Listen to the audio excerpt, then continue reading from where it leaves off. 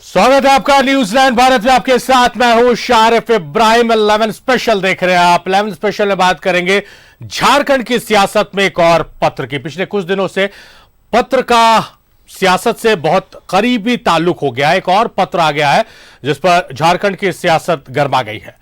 बाबूलाल मरांडी ने राज्यपाल को लिखी चिट्ठी, झारखंड में राष्ट्रपति शासन लगाने की मांग की है। बीजेपी के प्रदेश अध्यक्ष बाबूलाल मरांडी ने राज्यपाल सीपी राधाकृष्णन को पत्र लिखा और राज्य में राष्ट्रपति शासन लगाने का आग्रह किया है। बाबूलाल मरांडी ने राज्यपाल को लिखी चिट्ठी, झारखंड में राष्ट्रपति शासन लगाने की मांग। बीजेपी के प्रदेश अध्यक्ष बाबूलाल मरांडी ने राज्यपाल सीपी राधाकृष्णन को पत्र लिखा है और राज्य में राष्ट्रपति शासन लगाने का आग्रह किया है।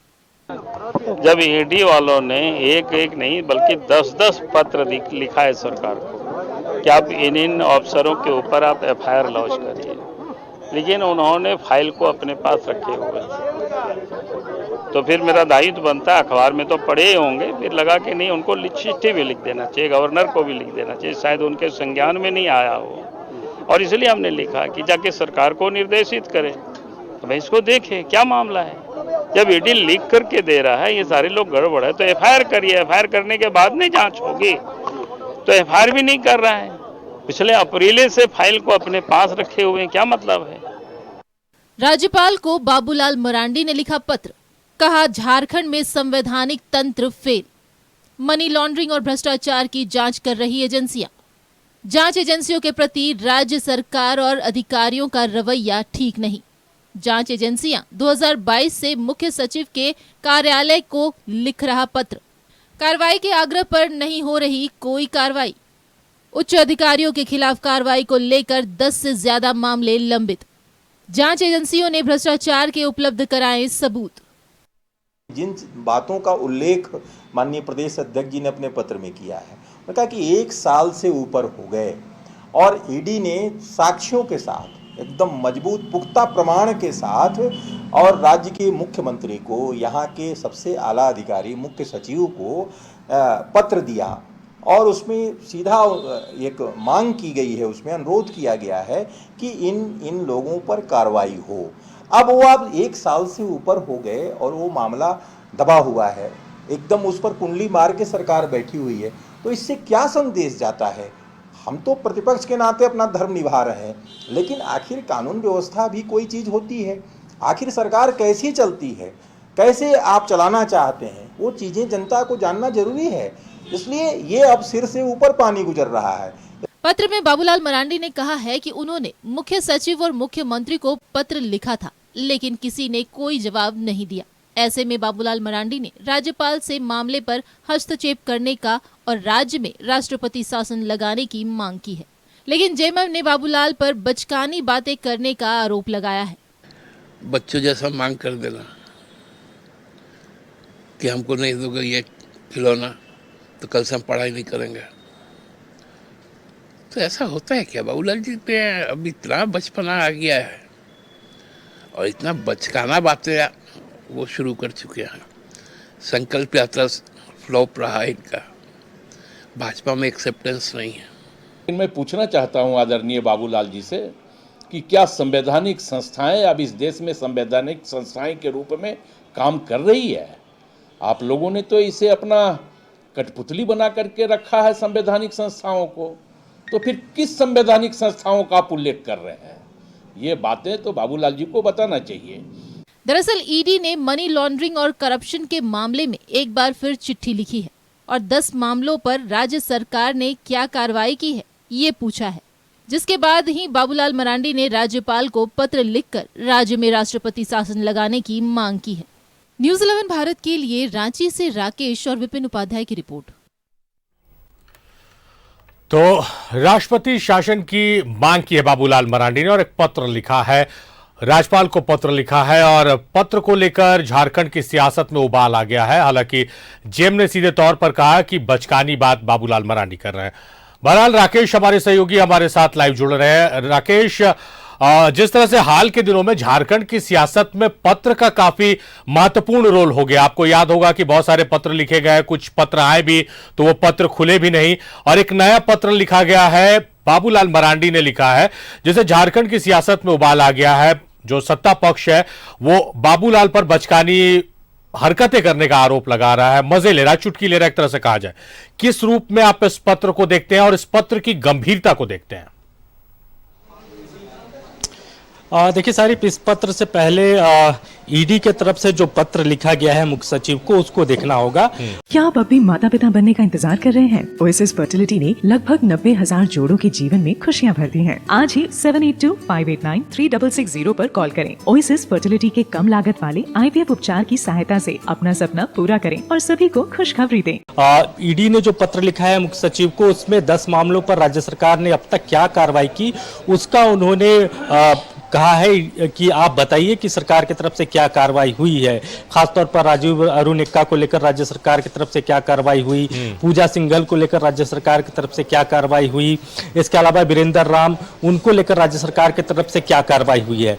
तो इसी पत्र के बाद आप देखेंगे कि बाबूलाल मरांडी ने इसी पत्र का हवाला देते हुए गवर्नर को एक पत्र लिखा है और झारखंड की वर्तमान स्थिति से गवर्नर को अवगत कराते हुए यह मांग की है कि राज्य की वर्तमान हालात जो है उसमें सिस्टम पूरी तरीके से कोलैप्स हो चुका है, लॉ एंड ऑर्डर पूरी तरीके से सरकार के नियंत्रण में नहीं है। और जिस बात का जिक्र मैं अभी आपसे कर रहा था कि ईडी के पत्र का भी उसमें हवाला दिया गया है कि सरकार से जवाब मांगा जा रहा है, सरकार जवाब नहीं दे पा रही है, सरकार ने उन अधिकारियों के खिलाफ क्या कार्रवाई की ये सरकार बताने की स्थिति में नहीं है। तो इन सभी चीजों का जिक्र करते हुए महामहिम को बाबूलाल मरांडी ने पत्र लिखा है और ये कहा है कि राज्य के वर्तमान हालात इस तरफ इशारे कर रहे हैं कि यहाँ राष्ट्रपति शासन की जरूरत है। बाबूलाल के इस पत्र के बाद से ही आप देखेंगे कि जो झारखंड की जो पॉलिटिक्स है उसमें एक तरीके से गर्माहट महसूस की जा रही है। तुरंत ही झारखंड मुक्ति मोर्चा की तरफ से पलटवार हुए। बीजेपी ने कहा कि देखिए ये जो मांग है ये विपक्ष की मांग नहीं है, हम इसकी मांग नहीं कर रहे, ये जनता का मूड है, जनता का मूड और मिजाज यही है वर्तमान में और जनता की ये मांग है कि राज्य में राष्ट्रपति शासन इंपोज होना चाहिए। बदले में झारखंड मुक्ति मोर्चा ने तुरंत पलटवार किया और उनके तरफ से जो पार्टी के केंद्रीय महासचिव हैं सुप्रियो भट्टाचार्य, उनके तरफ से ये बयान दिया गया कि बाबूलाल जो है वो हताशा में है, निराशा में है, उनका जो कार्यक्रम चल रहा है संकल्प यात्रा वो पूरी तरीके से फ्लॉप हो चुका है। वो अपनी कमेटी का विस्तार 4 महीने लगभग होने को है, अपनी कमेटी का विस्तार नहीं कर पा रहे हैं, एक अदद नेता प्रतिपक्ष बीजेपी चुन नहीं पा रहा है। तो ये तमाम चीजें जो है जो बाबूलाल को हताशा की तरफ लेके जा रहे हैं और ये जो पत्र लिखा गया है उसी हताशा में लिखा गया है कि और बाबूलाल को लेकर ये भी जेएमएम की तरफ से कहा जा रहा है, बार बार कहा जा रहा है कि बाबूलाल जो है वो पूरी तरीके से राजनीतिक जो लड़ाई है यहाँ उस लड़ाई में वो एक तरीके से अपनी हार स्वीकार कर चुके हैं और उसी हताशा को लेकर ये खत लिखा गया है। तो जेएमएम के अपने तर्क हैं, बीजेपी के अपने तर्क हैं, सहयोगी पार्टी आपने देखा होगा कांग्रेस भी बाबूलाल के खिलाफ नजर आई, उनके तरफ से भी बयान आए हैं। तो हर कोई अपनी अपनी तरफ से चीजों को रखने की कोशिश कर रहा है, लेकिन यह जरूर है कि बाबूलाल के इस पत्र को गंभीरता से लेना होगा कि बाबूलाल आखिर अगर ये पत्र महामहिम को लिख रहे हैं और ये बताने की कोशिश कर रहे हैं कि झारखंड में अब जो वर्तमान स्थिति है वो राष्ट्रपति शासन की तरफ बढ़ रहा है, तो इसके मायने जरूर कुछ ना कुछ होंगे और कुछ ना कुछ संकेत बाबूलाल मरांडी को जरूर मिले होंगे। इस वजह से बाबूलाल मरांडी इस तरह के खत लिखे हैं। बहरहाल जहां तक खत वाली सियासत है शारिफ, तो आपने देखा होगा कि बीते कई सालों से जब से बाबूलाल मरांडी ने बीजेपी की कमान संभाली है तब से आप देखेंगे कि लगातार बाबूलाल मरांडी की तरफ से पत्राचार किया जाता है, चाहे मुख्य सचिव को उन्होंने पत्राचार किया हो इससे पहले या इससे पहले विभिन्न मुद्दों पर मुख्यमंत्री का ध्यान आकृष्ट कराया हो। तो ये कोई पहला मौका नहीं है जब बाबूलाल ने पत्र लिखा हो। बाबूलाल इससे पहले भी विभिन्न मुद्दों पर मुख्यमंत्री का ध्यान आकृष्ट कराते रहे हैं, पत्र लिखते रहे हैं, लेकिन इस पत्र की जो टाइमिंग है और इस पत्र में जिस बातों का जिक्र बाबूलाल मरांडी कर रहे हैं वो कहीं ना कहीं गंभीर विषय है और इसकी गंभीरता को झारखंड मुक्ति मोर्चा भी समझ रहा है, इसकी गंभीरता को सहयोगी दल कांग्रेस और आरजेडी भी समझ रहा है। शारिफ राकेश, एक सवाल ये भी है क्योंकि आप लगातार देख रहे होंगे बाबूलाल मरांडी की संकल्प यात्रा चल रही है और उस दौरान ये पत्र बाबूलाल मरांडी ने लिखा है और आपने जैसा बताया कि गंभीरता से लेने की आवश्यकता है इस पत्र को। तो बाबूलाल लगातार हमलावर है सरकार पर, चारों कोनों से कहा जाए तो बाबूलाल सरकार को घेर रहा है, विभिन्न तरह के आरोप लगा रहे हैं। जो उनके हाथ में, विपक्ष के हाथ में जितना कुछ होता है, बाबूलाल तमाम चीजें कर रहे हैं, सभाएं कर रहे हैं, जनता के बीच जा रहे हैं, कार्यकर्ताओं नेताओं को बता रहे हैं कि सरकार को किस किस मोर्चे पर विफल है। दूसरी तरफ अब बाबूलाल ने पत्र का सहारा लिया और आप भी बता रहे हैं कि लगातार बाबूलाल पत्र लिखते रहे और ये एक नए मामले में पत्र लिखा है। तो बाबूलाल को जिस उद्देश्य के साथ कमान सौंपी गई है झारखंड प्रदेश बीजेपी की, बाबूलाल एक अपने सेट लाइन में उधर बढ़ रहे हैं और जो काम है उनका बाखूबी उसको एग्जीक्यूट भी कर रहे हैं।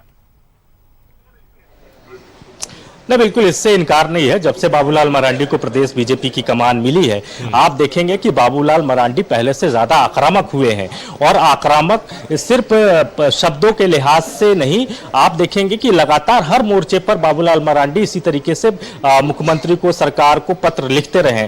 तो आक्रामकता बढ़ी है बाबूलाल मरांडी की और लगातार विभिन्न मोर्चों पर सरकार को वो घेरने की कोशिश करते रहे हैं। कोई भी ऐसा मौका वो नहीं चूकते जहां सरकार को घेरा जा सके। पूरे संकल्प यात्रा को अगर आप देखें, अभी तक के अगर संकल्प यात्रा को देखें तो हर यात्रा में वो सीधे, जो उनका सीधा अटैक होता है वो मुख्यमंत्री को अटैक करते हैं, मुख्यमंत्री को काउंटर करते हैं। तो आप देखेंगे कि पूरी एक स्ट्रैटेजी के तहत बाबूलाल मरांडी जो है वो सरकार को घेर रहे हैं, सरकार की हर नाकामियों को उजागर करने की कोशिश कर रहे हैं। और जो ईडी का जो मसला है, जिस तरीके से ईडी लगातार यहाँ के ब्यूरोक्रेट्स को, मुख्यमंत्री को जिस तरीके से ईडी के आप कह सकते हैं कि रडार में है, तो उसको लेकर भी बाबूलाल मरांडी हर मोर्चे पर इन चीजों को उठाने की कोशिश करते रहे। और पूरे संकल्प यात्रा में आप देखेंगे कि इस पूरे प्रकरण को बाबूलाल मरांडी बहुत जोर शोर से उठा रहे हैं। तो जो बाबूलाल मरांडी को जो टारगेट मिला है, जो उनको पार्टी की तरफ से लाइन दिया गया है, उस लाइन के तहत बाबूलाल मरांडी लगातार बढ़ रहे हैं और लगातार पूरी आक्रामक है पूरे सरकार को लेकर, सरकार की मिशनरी को लेकर, सरकार के सिस्टम को लेकर। और यही वजह है कि इन तमाम परिस्थितियों के बीच बाबूलाल मरांडी ने जो पत्र लिखा है, अब उस पत्र की गंभीरता को तमाम सियासी पार्टियां समझ रही है। अब देखना होगा कि इस पत्र को लेकर अब राजभवन का क्या रिएक्शन होता है, राजभवन की तरफ से क्या इसको लेकर चीजें आगे बढ़ती हैं या नहीं बढ़ती हैं। क्योंकि आपको भी पता है कि यहाँ एक एग्जिस्ट गवर्नमेंट है और एग्जिस्ट गवर्नमेंट पे आप सीधे तौर पर राष्ट्रपति शासन इंपोज नहीं कर सकते हैं जब तक क्राइसिस ना हो, जब तक ये इस तरह की जो संख्या बल, क्योंकि लोकतंत्र में सरकारें संख्या बल से चलती है शारिफ, और संख्या बल मौजूदा हेमंत सोरेन के पास है, तो आप इस तरीके से किसी चीज को इंपोज नहीं करा सकते हैं। तो ये तमाम टेक्निकल चीजें हैं। बहरहाल इससे इतर बाबूलाल मरांडी ने खत लिखा है और उस खत की गंभीरता को तमाम सियासी पार्टियां समझ रही है और यही वजह है कि इस खत के आने के साथ ही झारखंड का जो सियासी तापमान है वो थोड़ा ज्यादा बढ़ा हुआ महसूस हो रहा है शारिफ। चलिए राकेश, तो बाबूलाल की इस पत्र ने झारखंड की सियासत में उबाल तो ला दिया है, इससे इनकार नहीं किया जा सकता है। फिलहाल आपका बेहद शुक्रिया राकेश, तमाम बातचीत, तमाम जानकारियों के लिए।